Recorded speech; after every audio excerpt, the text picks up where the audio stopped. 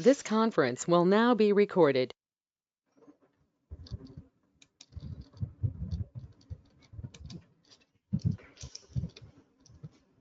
Good morning all.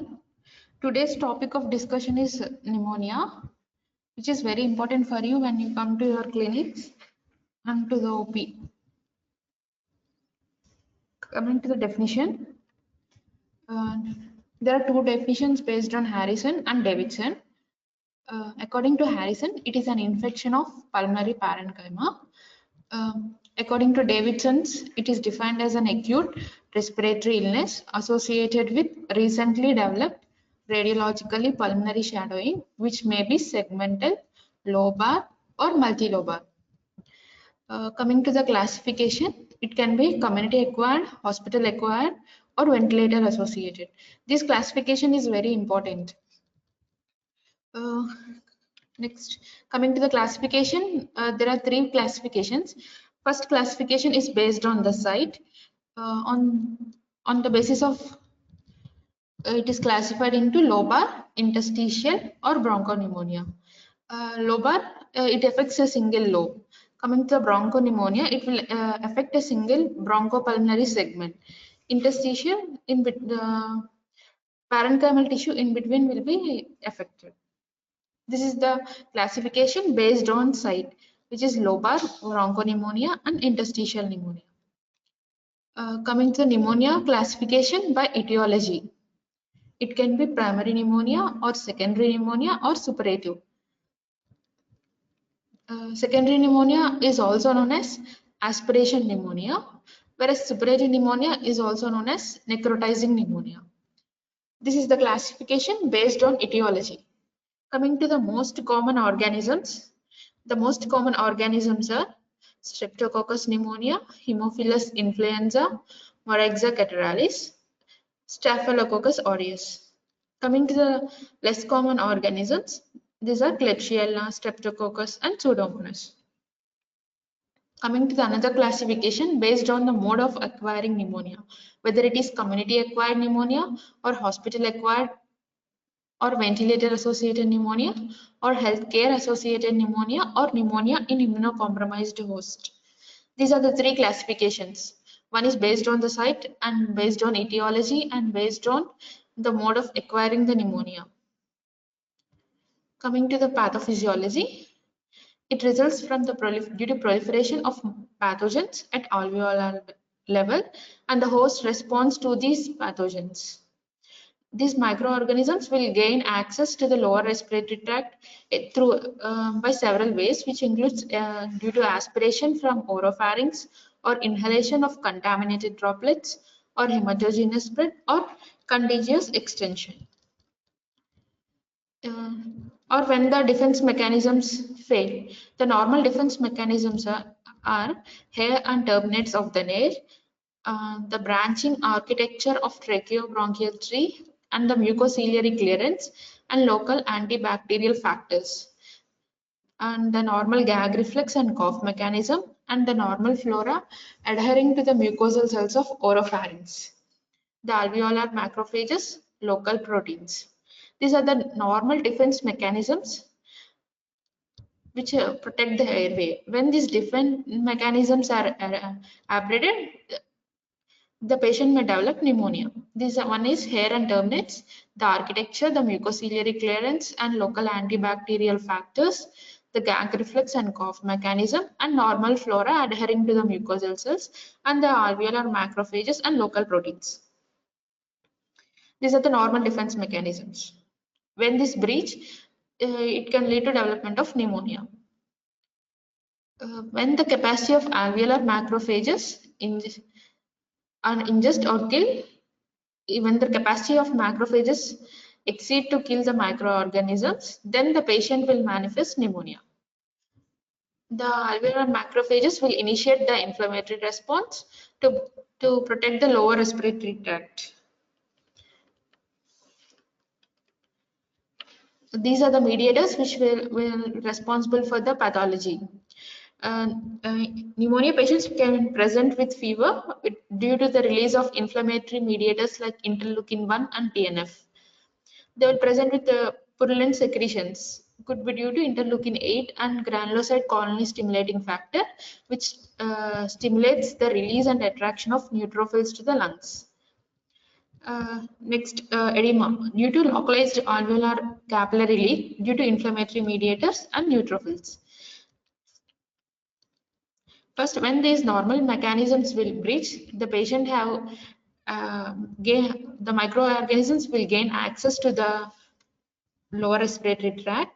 When there's when the capacity of macrophages exceed to kill the microorganism, then the patient will manifest the pneumonia, and the macrophages will release the mediators which will cause the fever and edema and purulent secretions.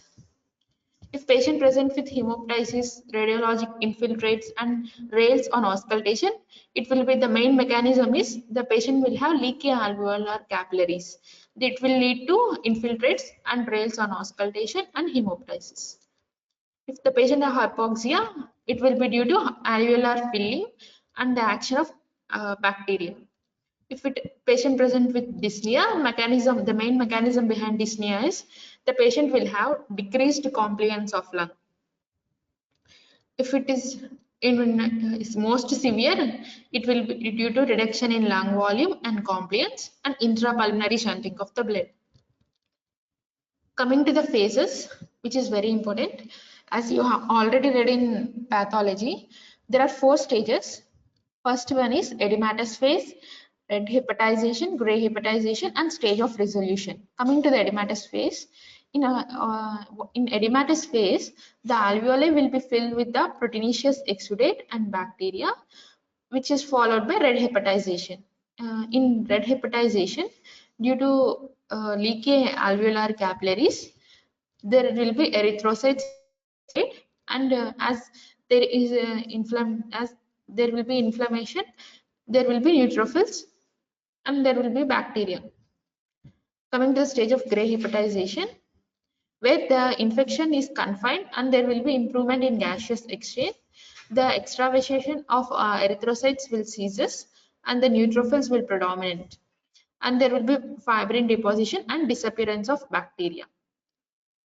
Coming to the stage of resolution, macrophages, which are the late phase of inflammatory cells, will reappear and will clear the debris, and the inflammatory response will be subsided. These are the 4 stages: edematous phase, red hepatization, gray hepatization, and stage of resolution. In first, there will be alveoli will be filled with exudate and bacteria. Due to leaky alveolar capillaries, there will be erythrocytes. In third, the early markers of inflammation like neutrophils will predominate. In stage of resolution, late markers of inflammation, which are macrophages, they will clear the debris and inflammatory response will be cleared. Coming to the differences and the definitions of hospital acquired and community acquired. To label as community acquired pneumonia, the pneumonia will occur in a person in a community, that is not within the hospital, in general community. If the pneumonia develops in a person in a community, we will label it as community acquired. Whereas hospital acquired means the patient is having a new episode with at least 2 days after admission. In hospital acquired, the patient is not having pneumonia at the time of hospital admission. He will develop pneumonia after at least 2 days after admission. To label as hospital acquired pneumonia, the minimum time required is 2 days after admission to develop pneumonia. Coming to the predisposing factors for community acquired, one is cigarette smoking, upper respiratory tract infections, alcohol, steroid therapy, old age, and any recent influenza infection or indoor air pollution. Coming to the hospital acquired, there will be reduced host defenses against bacteria or due to aspiration of nasopharyngeal or gastric secretions. This hospital acquired pneumonia is more prone in patients due to aspiration of nasopharyngeal or gastric secretions, or if any bacteria is introduced into the lower respiratory tract at the time of any intubation, or hospital acquired are also known as ventilator associated pneumonia. Coming to the mode of spread, in community acquired there is droplet spread. The mode of spread is mainly by droplets. Coming to the infecting organisms, in community acquired, most common are Streptococcus pneumonia, Staphylococcus aureus, Haemophilus influenza. Coming to the viruses, influenza, parainfluenza, measles, herpes simplex, varicella, and CMV. Coming to the hospital acquired, in hospital acquired also there will be early onset and late onset. In early onset, the most organisms are similar to that of community acquired, whereas in late onset, the most common organisms are E. coli, Klebsiella, Pseudomonas, methicillin-resistant Staph aureus, and anaerobes. These are the most common organisms in community acquired and hospital acquired. Coming to the presentation, they can vary from indolent to fulminant presentation. Coming to symptoms, uh, they will present with breathlessness, cough, which can be non-productive or productive, with the mucoid or mucoid, which can be mucoid, purulent, or blood stain. They can also present with hemoptysis, chest pain, pleuritic chest pain, and dyspnea, which can manifest as difficulty in speak sentences or shortness of breath. Coming to the systemic features, of community acquired pneumonia, they will present with fever associated with chills and rigors, tachycardia, vomiting, decreased appetite, headache, fatigue, myalgia, and arthralgia. In elderly, they can present with new onset or progressive confusion. In severely ill, they can progress to septic shock or organ failure. Or they can have tachypnea and use of accessory muscles of respiration, or there will be on examination there will be decreased vocal fremitus. On percussion there will be dull to flat. On auscultation there will be bronchial breathing and crackles. On auscultation the patient may also have whispering pectorally and pleural friction drum. Um, Hospital acquired, in whom we should suspect is any ventilated patients who develops purulent sputum or any new radiological infiltrates, an increase in oxygen requirement, and when there is increase in temperature, and on a blood examination on complete blood picture he will have either leukocytosis or leukopenia. Any ventilated patient, if he present with these features, you should suspect hospital acquired pneumonia. And these are the symptoms, which are cough, breathlessness, and productive sputum, productive or non-productive. Coming to the investigations, first investigation is chest radiology to confirm the consolidation and to rule out the complications. And on pulse oximeter, we should monitor for oxygen saturation. If it is less than 93, we should consider as severe pneumonia and treat by ventilation. Coming to the cell count, there it will be neutrophil leukocytosis. Coming to the microbiologic studies, we should send for gram stain and culture for the specimen, sputum specimen. And next, renal function test to look for blood urea and electrolytes, LFTs, and elevated C-reactive protein. For hospital acquired, there are no specific markers. These are similar to that of community acquired. In ventilated patients, we should collect bronchial we should collect the specimen from the endotracheal tube, or bronchoalveolar lavage should be performed. As the endotracheal aspirates are less easy to obtain, but they are less reliable, so we'll go for bronchial alveolar lavage.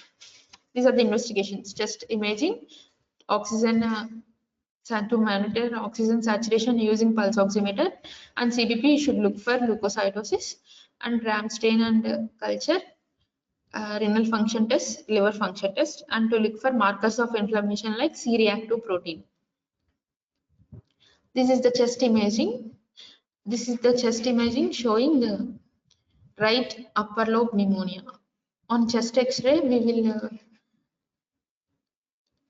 will see a patch, homogeneous opacity. This is the right upper lobe pneumonia. And this is the right upper lobe pneumonia with air bronchogram. And this is the right middle lobe this is the image showing right middle lobar pneumonia. Normally on X-ray we will classify on zones. On about on second rib it will be upper zone. Between 2 to 4 it will be middle zone. More than 4 ribs it will be lower zone. These are zones and these are the lobes on. And the last one is left lobar pneumonia with pleural effusion. If the patient have pneumonia and pleural effusion, we will label it as synpneumonic effusion.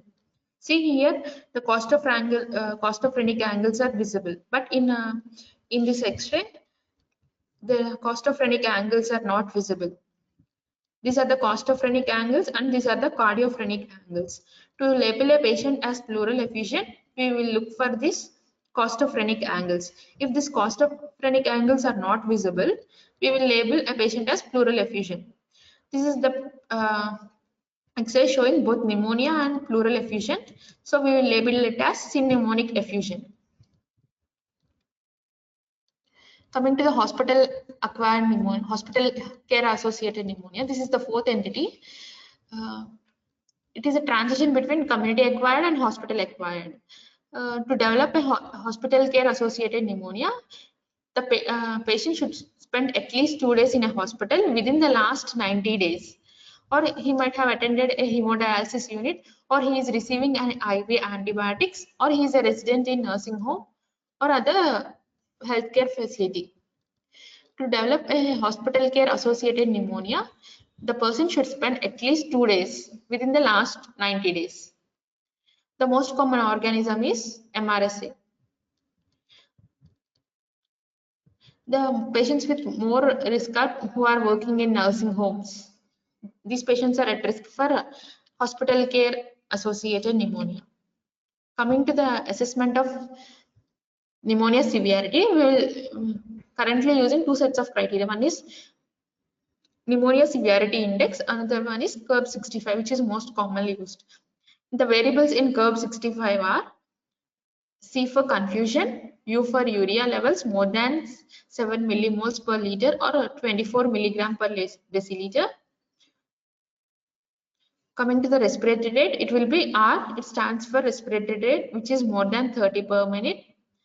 Coming to B, which stands for blood pressure, which is systolic less than 90 or diastolic less than 60. 65, which it is the age. That is age more than 65. Patients with age more than 65 have more severe. These are the patient. We use this criteria curve 65 to assess whether the patient will need home treatment or inpatient or ICU admission. To categorize these patients treatment protocol, we are using this curve 65. If the patient have 0 or 1 criteria, these 5 variables are have each will have one point. If patient have 0 or 1, they are more suitable for home treatment. If it has score 2, mostly inpatient. If patient has score 3 or more, will manage in ICU admission. This is very important to admit a patient with pneumonia, and this is the classification, and by using curve 65 we will classify the pneumonia severity. Patients with score 0 or 1, home treatment. With 2, they will be managed in inpatient, wards. 3 or more, they will be managed in ICU admission. Coming to suppurative pneumonia, here symptoms, they will present with cough with large amount of sputum which is fetid and can be blood stained. They can present with pleural pain, or they can be present with a sudden expectoration of copious amount of sputum if abscess ruptures into the bronchus. Coming to the signs, they will have fever and systemic upset. They may have clubbing, which may develop acutely within 10 to 14 days. On chest examination, he will have consolidation. That is, on percussion, there will be dull to flat note, and he will have pleural rub. If they have associated pleural infection, and there will be general deterioration of health condition. Patients with suppurative pneumonia will present with copious amount of fetid sputum.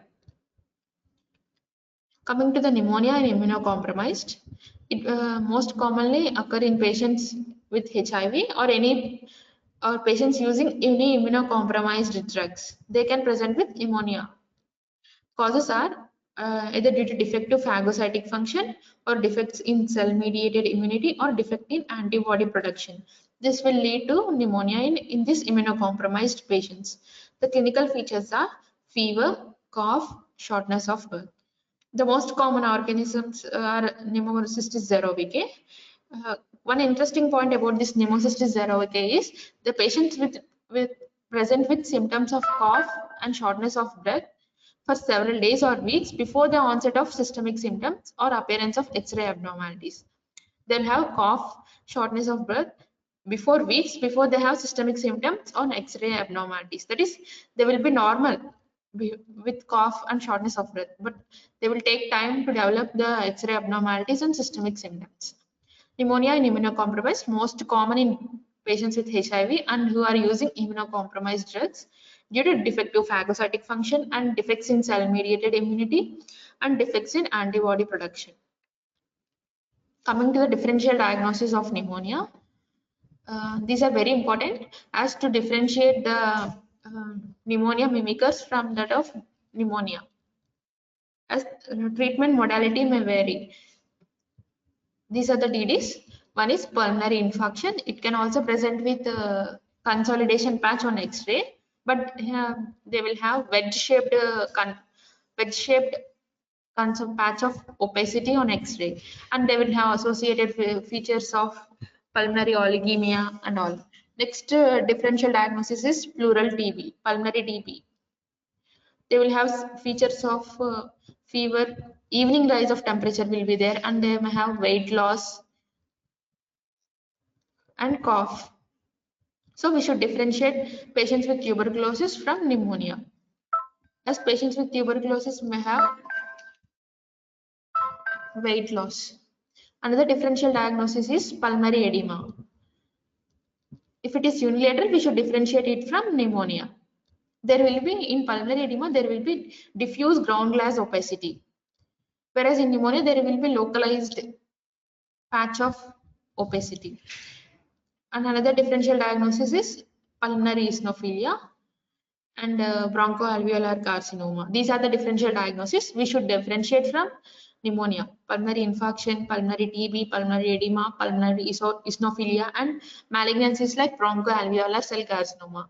In bronchoalveolar cell carcinoma also there will be opacity, but they may have hemoptysis, weight loss, and they may have smoking history. Based on this, we should differentiate this from pneumonia. And other rare disorders like cryptogenic organized pneumonia. Coming to the indications, when to refer a patient to the ICU, intensive trauma unit. That is, if as previously we discussed, if patient have curve score of 4 to 5, we should treat him in ICU. Or if patient may respond rapidly, or if patient may fail to respond to the initial management, we should refer him to the ICU. If patient is having persistent hypoxia, despite we are increasing the concentration of oxygen, then also he should be treated in ICU.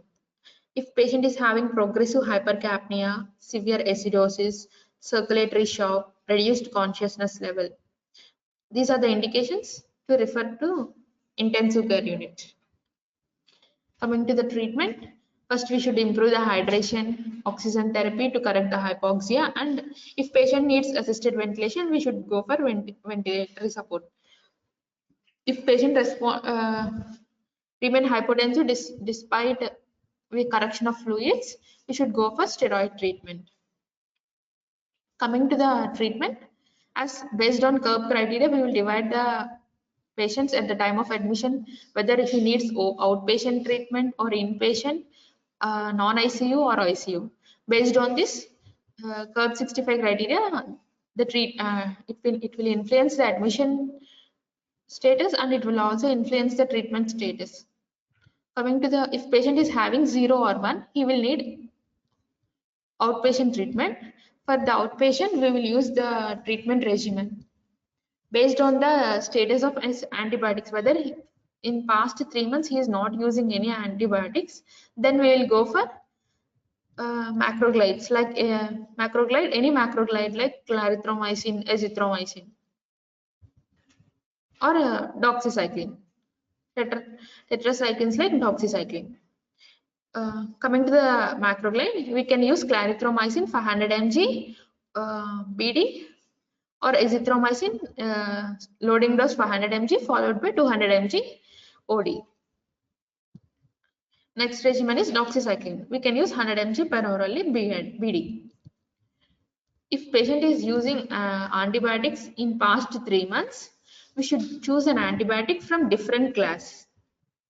That is, if a respiratory fluoroquinolones like moxifloxacin, gemifloxacin, levofloxacin can be used, or a beta-lactam like amoxicillin, clavulanate, ceftriaxone, cefpodoxime, cefuroxime, plus a macroglide. Any beta-lactam plus macrolide should be used. Coming to inpatient treatment, inpatient, non-ICU, ICU. Again, it is divided into non-ICU and ICU. For non-ICU, patients will start with a respiratory fluoroquinolone like moxifloxacin, levofloxacin, gemifloxacin. Just leave the doses for the usually purpose. You should remember only the drugs, no need of the doses. Respiratory fluoroquinolones like moxifloxacin, levofloxacin, or gemifloxacin, or any beta-lactam like ceftriaxone, ampicillin, ertapenem, plus any macrolide, either clarithromycin, azithromycin should be used. Coming to the ICU patients, we can go for any beta-lactam, ceftriaxone, ampicillin, sulbactam, or any fluoroquinolone or azithromycin.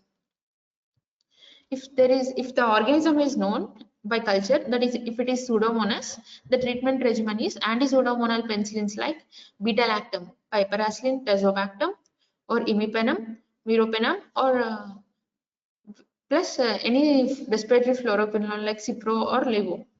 If it is Pseudomonas, we will go for anti-pseudomonal beta-lactams like Piptas, imipenem, meropenem, plus respiratory fluoroquinolone like Cipro or Levo. To the EPO regimen, we can add aminoglycosides like amikacin or tobramycin. If it is community acquired methicillin resistant, we'll go for linezolid or vancomycin. If it is methicillin resistant, we'll go for linezolid or vancomycin. If the patient fails to respond, we should reevaluate the patient's response on day 3. If the patient failed to respond, we'll choose the drug based on the culture report, or we should know whether the pathogen is resistant to the selected drug, or it can be due to any lung abscess or empyema. So patient is not responding to the treatment. So we should again reevaluate whether there is any lung abscess or empyema. Next, we should also suspect the pathogen. If it is MRSA or tuberculosis, or if it is a fungus, the patient may fail to respond to the treatment. So we should again reassess on every 3rd day to rule out this lung abscess or empyema, whether the organism is any resistant pathogen, or it is a tuberculosis, or it is a fungus, or whether the dose is wrong, or whether the patient is not using the correct drug. We should reassess. And we also should reconsider the differential diagnosis once. Coming to the hospital acquired pneumonia, empirical treatment, that is before the arrival of culture report. Without if the patient is not having any risk factors, that is, he is not having any risk factors for MDR pathogens, we can go for ceftriaxone, respiratory fluoroquinolones like moxi, cipro, levo, or beta-lactam like ertapenem, ampicillin, and sulbactam. If it is patient is having risk factors for MDR pathogens, we'll go for a beta-lactam like piptas, imipenem, or meropenem, or any second agent which is active against a gram-negative bacterial pathogens like gentamicin, tobramycin, or amikacin, or any fluoroquinolone like Cipro or Levo. These are the agents active against gram-negative aminoglycosides like amikacin, gentamicin, tobramycin, and ciprofloxacin or levofloxacin. And we should also select an agent which is active against gram-positive also, like linezolid, vancomycin. These are the agents which are used for gram-positive, linezolid and vancomycin. Gram-negative, aminoglycosides and fluoroquinolones for gram-negative. Coming to the complications of pneumonia, a patient may develop parapneumonic effusion, or it is also known as pneumonic. That is, as we already discussed, pneumonia with adjacent reactive pleural effusion. It is known as pneumonic effusion or empyema. That is localized collection of abscess, or may have retention of sputum causing collapse of that lung, collapse of that lobe. He can develop pulmonary embolism and DVT or pneumothorax, or he can develop suppurative pneumonia or lung abscess. He may go for ARDS, renal failure or multi-organ failure, or there will be spread of any ectopic abscess formation or metastatic infection. He will have pericarditis, hepatitis, myocarditis, meningoencephalitis. He can have any exacerbation of the comorbid illness, and he can have complicated pleural effusion. These are the when to drain a pleural effusion. If it is having a pH less than 7 and a glucose level of less than 2.2 and a LDH levels more than 1000, or if any bacteria are seen, then the effusion should be drained by using intercostal tube drainage. Coming to the follow-up, the fever and the leukocyte count will resolve in 2 to 4 days. But first, these features will subside, but the physical findings may take longer to respond. On chest X-ray, it will take at least 4 to 12 weeks to clear the consolidation. But once the patient have stabilization of vitals, we can discharge the patient, as the radiologic improvement may require 4 to 6 weeks time to improve. If any relapse or any recurrence is documented, we should consider for any neoplasm. If there is any recurrence, we should suspect any neoplasm. Coming to the prognosis, mainly depends on patient's age, comorbidities, and site of treatment, whether it is inpatient or outpatient. Young patients will usually recover after 2 weeks. Older patients may take longer time. Coming to the prevention, the main preventive measure is vaccination. Vaccination with oseltamivir or zanamivir for 2 weeks.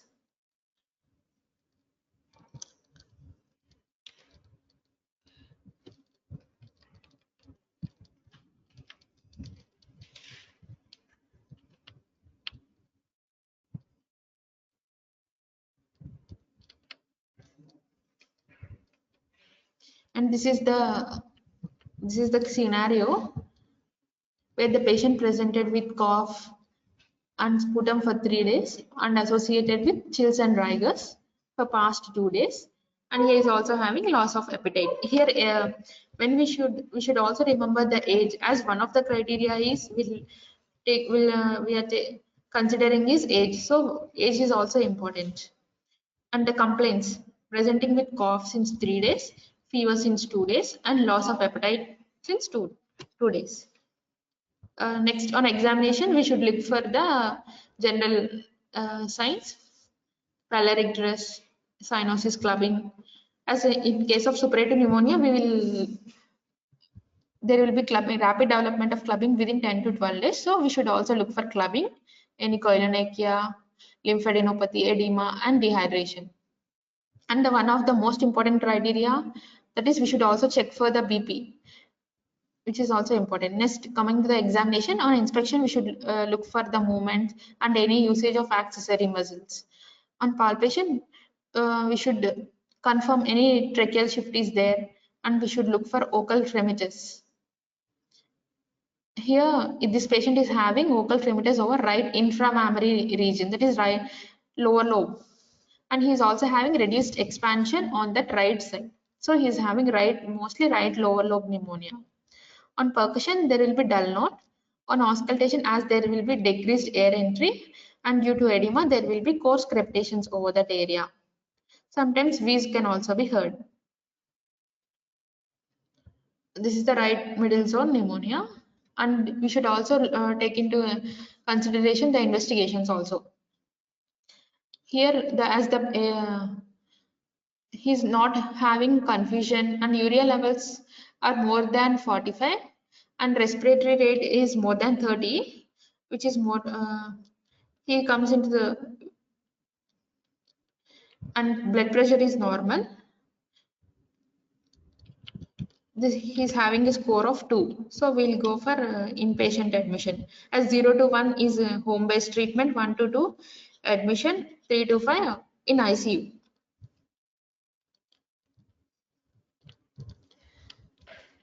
Roll number 1, turn on your mic.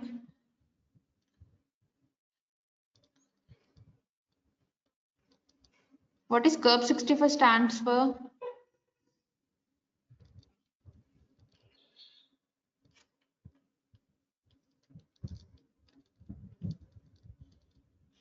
Roll number 1, 82,